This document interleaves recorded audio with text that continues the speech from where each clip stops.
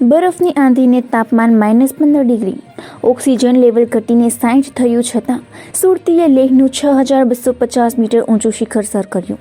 કહેવાય છે કે અડગ મનના મુસાફિરને હિમાલય પણ નડતો નથી. આ વાતને ચરિતાર્થ કરતા સુરતના હરકિશન જિયાણીએ લેહમાં આવેલું 6250 મીટર ઊંચું કેંગ યાત્સે 2 શિખર સર કર્યું છે. બરફની આંધી વચ્ચે -10 થી 15 ડિગ્રીથી તાપમાનમાં તેમણે 12 કલાકમાં શિખર સર કર્યું હતું. પર્વતારોહણ દરમિયાન બરફની આંધી આવી હતી. શરીરનું ઓક્સિજન લેવલ ઘટીને 60 થવાની સાથે -15 ડિગ્રીમાં 6250 મીટર ઊંચું શિખર સર કરીને પર્વતારોહણ કર્યું હતું. તેઓએ જણાવ્યું હતું કે બરફની આંધી સાથે સાથે -10 થી 15 ડિગ્રી તાપમાન, તેની વચ્ચે ઝઝૂમીને અમારી સફળતા હાંસિલ કરવાની હતી. હરિકિશન અને બંગાળના ઉદિત હઝારેએ સવારના 6:10 શિખરની ટોચ પર પહોંચીને તિરંગો લહેરાવ્યો હતો.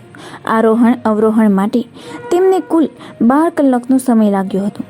બીજા દિવસે સવારે 10 વાગ્યે અમે બેઝમેન્ટ કેમ્પ તરફ ફર્યા હતા. પર્વતારોહણ કરતી વખતે ઊંચાઈએ હવા પાતળી થતાં મારું ઓક્સિજન લેવલ ઘટીને 60 થી 70 થયું હતું અને ચક્કર આવ્યા હતા અને દેખાતું બંધ પણ થયું હતું. એક સમયે એવું લાગ્યું હતું કે હવે મારે આગળ ન વધવું જોઈએ. તાત્કાલિક બેઝ કેમ્પ છોડીને નીચે ઓછી ઊંચાઈ પર પરત ફરવું જોઈએ, પરંતુ ટીમ દ્વારા નિર્ણય કરવામાં આવ્યો હતો કે હાલ પરત ફરવું નથી.